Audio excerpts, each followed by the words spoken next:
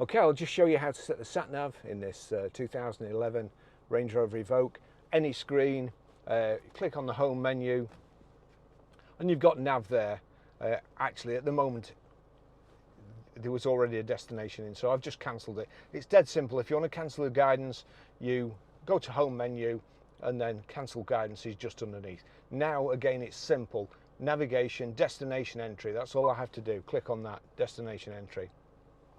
We want postcode. We're Grosvenor Garage, Blackburn Road, Higher Walton, and then we are PR.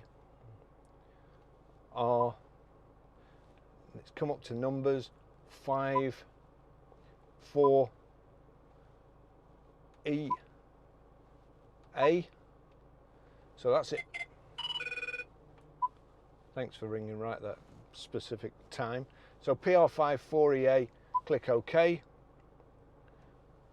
and then destination, we're waiting, it's looking for it, destination's nearby, and now the screens come up. There should be a go there, but because I'll tell you what, I'll do it again. I'll do it to our old place because we're actually here, and I've confused it completely. So nav menu, destination entry, postcode,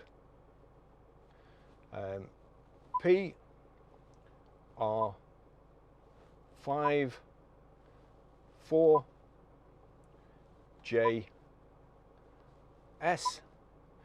PR5 4JS, click OK. Destination, click again on destination. The destination's been set at PR5 4JS. Now we've got go in the corner, we click go. Guidance will start when you join the highlighted route. That's it. That's how you do it. Thanks for watching.